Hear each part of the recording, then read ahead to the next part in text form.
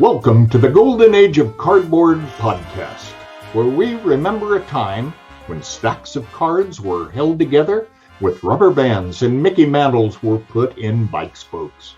We hope you will enjoy and reminisce as you come along with us as we tell stories about the baseball cards from the Golden Age of Baseball.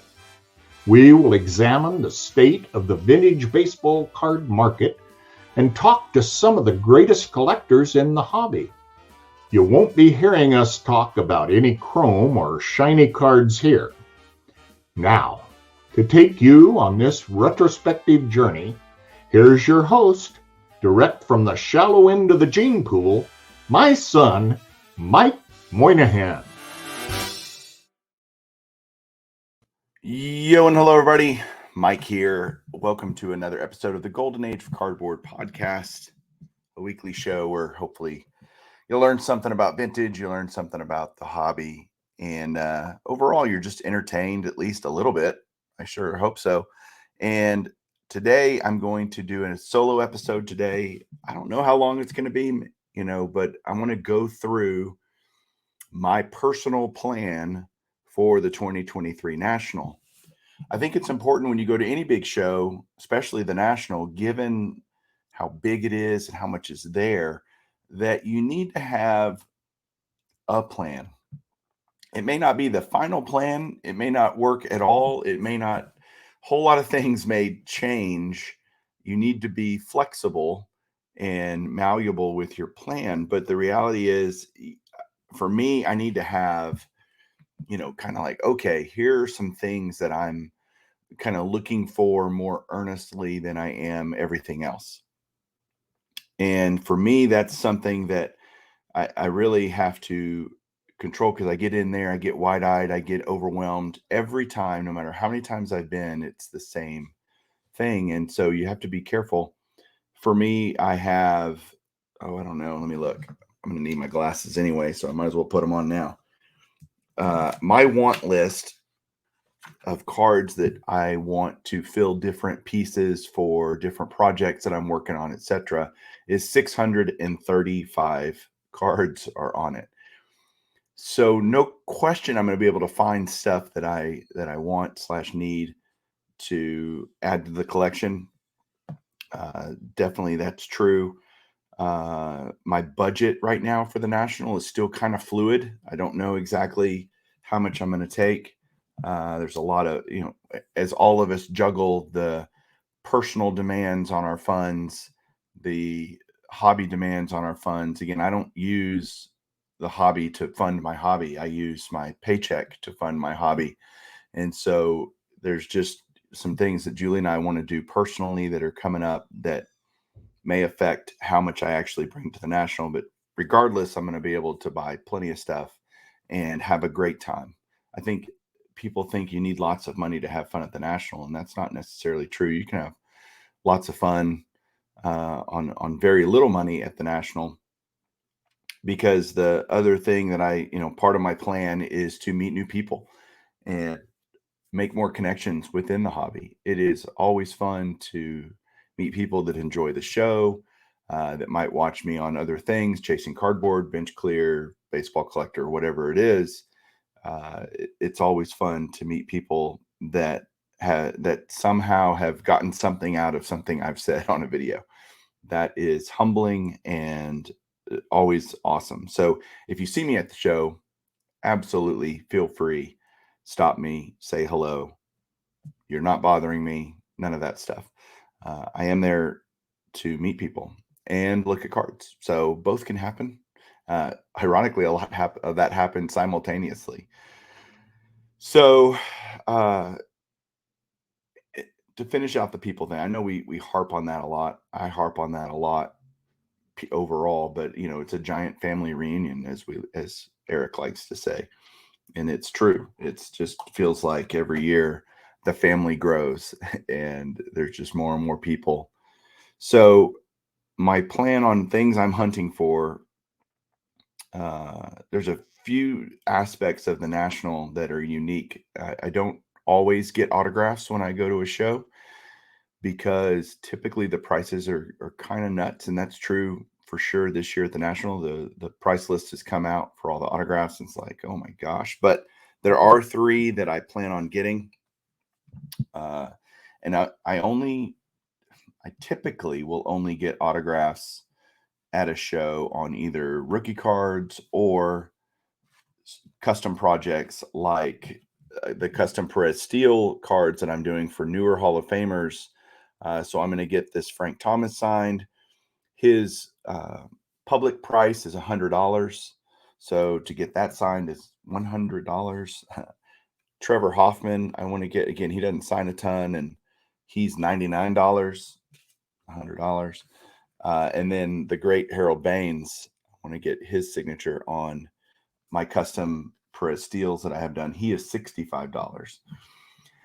And hopefully I can utilize some connections that I have to get a little bit shaved off of those prices. We will see.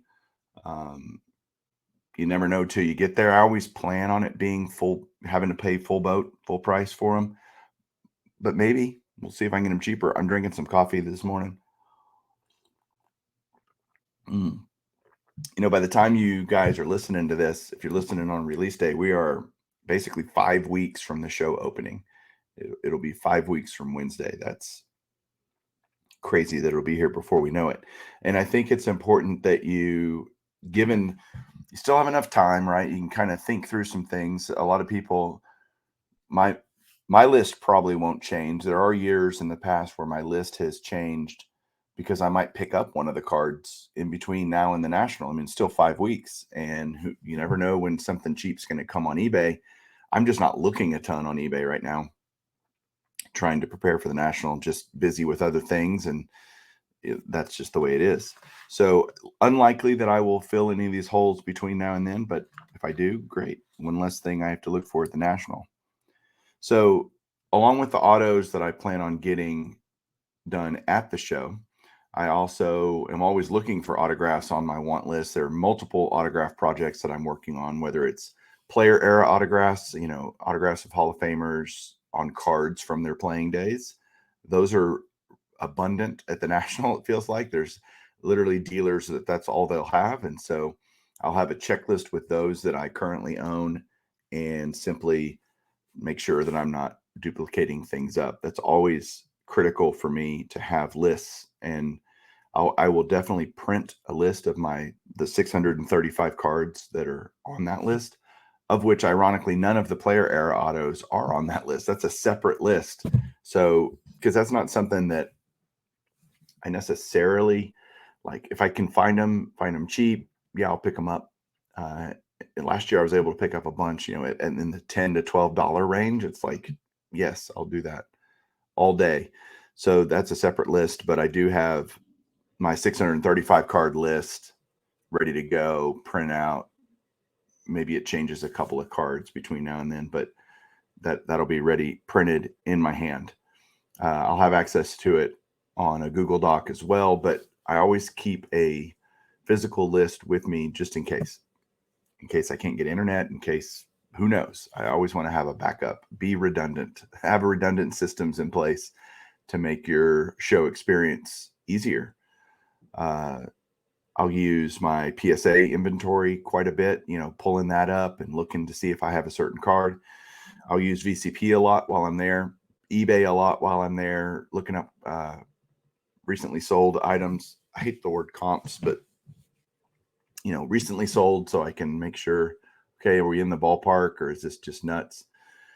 So I'm always looking for, again, player era autographs. I'm looking for any Perez Steel type things I have, whether it's Great Moments cards, which are the bigger T3 looking cards, or the Hall of Fame postcards, which again, I'm down to on that kind of a project, on both of those projects, actually, the tougher ones, the kind of more expensive ones. So you'll definitely see them there. There's tons of Perez Steel stuff there, guys with entire sets that are signed and crazy, crazy cool stuff.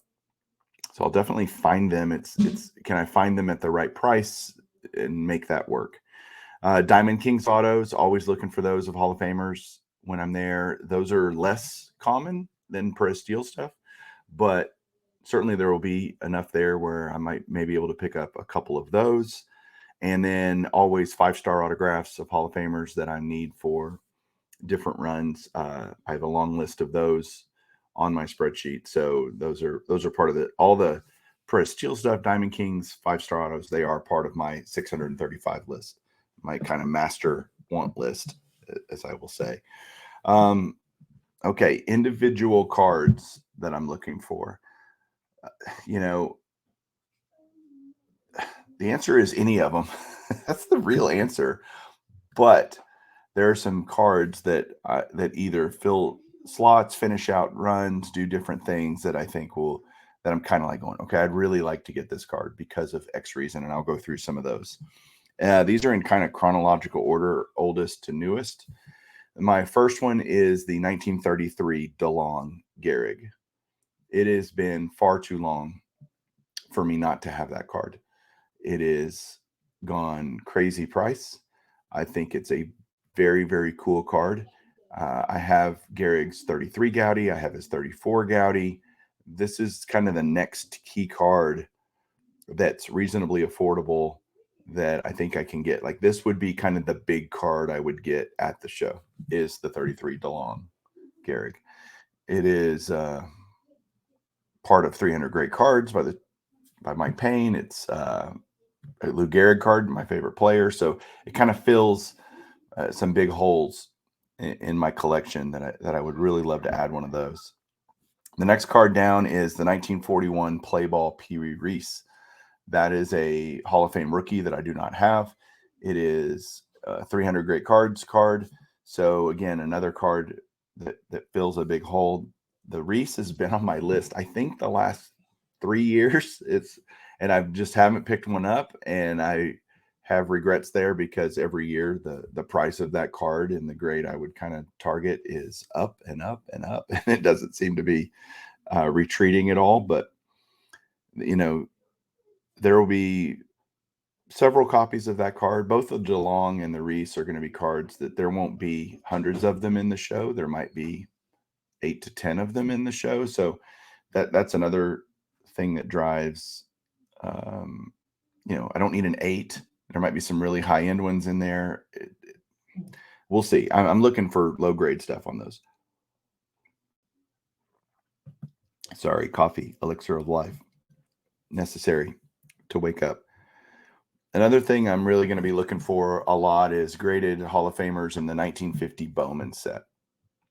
That's one of those that I've kind of neglected. I've finished so many Hall of Fame runs recently, especially in the 50s, ironically. And 50 Bowman's just one of those that I haven't intentionally kind of missed it, but it's flown under the radar for me. And I need 20 Hall of Famers for that.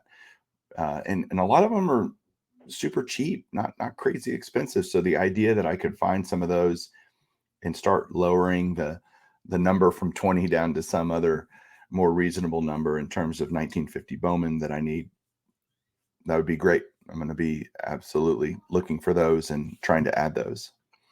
1955 Bowman, Richie Ashburn, and Bob Feller. Those are the last 2 cards that I need for the 1955 Bowman Hall of Famer run. And so when I get close on any run, it's kind of this funny thing. If I'm either really far away or I'm really close, that piques my interest. That gets me thinking more intentionally about that. So in this case, it's the latter. The 50 Bowman, I need a lot. So I'm like, let's chop that down a little. 55 Bowman, I only need the 2. It's so funny how we remember things that we regret. Literally a month ago, there was a 55 Bowman Feller, PSA 3, maybe a 4. I can't remember. Lower grade, but it was like $35. Buy it now, and I didn't buy it. And I was like, oh, I'll get that later. I was busy doing something else, and by the time I came back, it was snatched up. And I'm not shocked, but just like, dang it, I'm not going to probably find one that cheap again. So shame on me for not seizing the moment. But I'll be looking for those 2 cards as well. 1965 Topps Tony Oliva. That's the last card I need for the 65 Topps set. When you have guys like Oliva, even like Jim Cott, Gil Hodges, Minnie Minoso, these guys that have gotten in the last couple of years, their number of graded cards that are out there are significantly lower than the well-established Hall of Famers. People just simply didn't send them in, and there's just not a ton out there. I wonder if that'll be different now. It feels like, as grading has loosened up over the last year and a half in terms of prices coming down, people more likely to send in quote unquote lower end cards, not high price cards, not the Mantles, the Mays, the Aarons kind of stuff. Maybe there's more of those that are going to be available. I need a Gil Hodges rookie, 49 Bowman. That's kind of a big card. I didn't put that on my list, but definitely one I'm looking for. I probably should add that to my list to kind of go, hey, radar up on that. But, those kinds of players I'm going to be looking for because I'm missing tons and tons of them in the different runs. But the 65 Oliva is a cool card. It's his rookie cup card. It's just a great looking card, and I need it for 65. It's my last Hall of Famer that I need for 65. So I really want to kind of knock that out. So not only do I really kind of go, okay, what cards do I need to finish a certain year, but then I look at just player runs in general. And sometimes I'm close on a player run. I'm looking really hard for the 72 Topps Johnny Bench. I need the regular and the inaction, but I'm really kind of focused on the regular because that'll be the last base issue Topps card of Johnny Bench that I need to finish his run. Have all the others. And so 72, again, one of those that's just eluded me kind of with so much to get. It's easy for things to kind of get pushed to the side or not prioritized. But the 72 Topps Johnny Bench, that's kind of the newest card that I'm specifically targeting. And something that I've been seeing, if you watch the Baseball Collector channel, you kind of see the things I'm picking up on a regular basis. So if that's kind of your jam and you want to see that, that's all done on my Baseball Collector channel. And this is more just educating, talking through the hobby in general on this show, vintage specifically. But if on Baseball Collector, I've been picking up a lot of cheap slabs lately, and mostly from the 80s. It feels like those things are still being sent in, which is great because it just provides more opportunity for collectors to buy them, like myself, and the prices have come down. So I've been filling a lot of 80s holes. And so I'm hoping that that's something that I can do at the National as well. I need tons of 80s cards still of Hall of Famers for different runs and sets and stuff. And so I'm kind of like, I just put cheap 80s slabs. That's kind of like, hopefully I can find some and look for, tables that might just have an entire box of them, or who knows, it's really cool to hunt. And then, so if that's my kind of target list, it's a lot of stuff, by the way, if you think about all the autos and not a ton of individual cards, but a lot of cards, period. No doubt, absolutely zero doubt in my mind that I'm going to find stuff at the show that I buy that I hadn't even thought that I would want in my collection. That's one of the fun things about the show is discovering and going, wow, I would really like to add XYZ card. Pick what it is. It feels like every year at the National that happens to me, where I pick up something that wasn't even on my radar, that wasn't even on my list, on my anything. And it doesn't have to be part of the 635. In fact, there's a lot of people that say focus is important, and that's true. At the same time, I think it's important to buy cards that you like, that you're going to enjoy, that are part of your collection. And that's kind of what happens to me at the show is I find these things that don't fit anything other than they're just awesome, and I want to add them. So I'm excited to see what that brings, what that might be this year, what I bring home that didn't plan to. So that's, again, kind of the plan going in. As I said at the very beginning, those plans might change. The idea is hanging out with friends, meeting new people. I'm staying in a hotel suite with, 4 of my best friends in the hobby, and I'll have plenty of other best friends in the hobby there. But, Garrett, Eric, or not Eric, he's not staying with us. Garrett, Andy, JT, and Mike, and then Mike, and another Mike. There's actually going to be 3 mics in the room.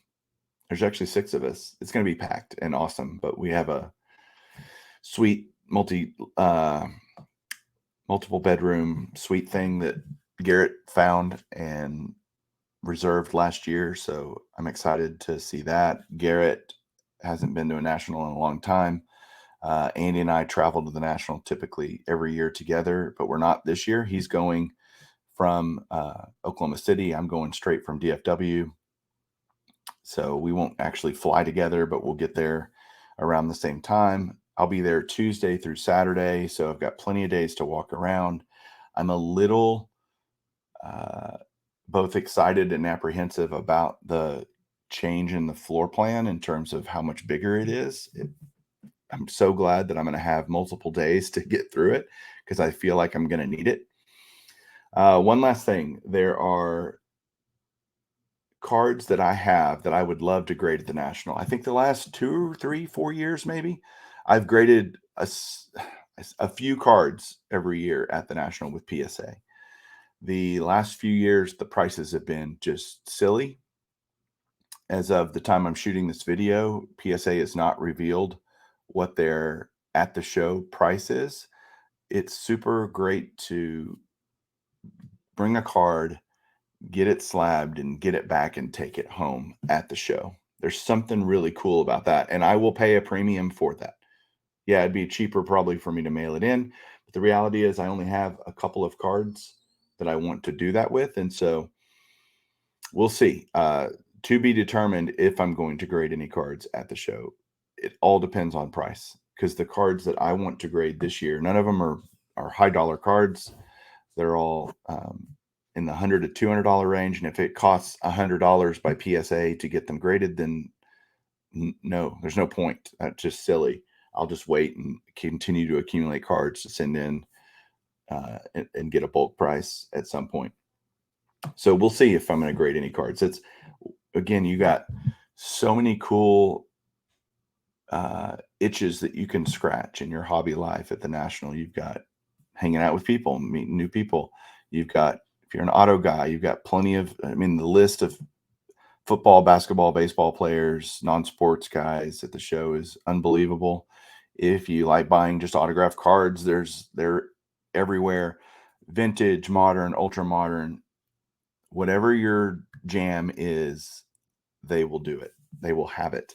And that's the great thing. Will they have it at the price you're willing to pay? That's a different story. We shall see how prices are and how negotiable dealers are. We will see. So hopefully I can get a couple of cards graded at the National. Again, always a fun thing. So that's just kind of an overview of my thoughts, my plan. I like to put it out there because as the show goes on, I will actually go back and watch this and see how close to my guns I stuck in terms of sticking to the plan. We shall see. So again, if you're going to the National, I hope you have a great time. If you see me, I hope you stop me and say hello. And yeah, that is it for today. We'll see you guys next week for another episode. Thank you so much for watching. As always, keep collecting. See ya.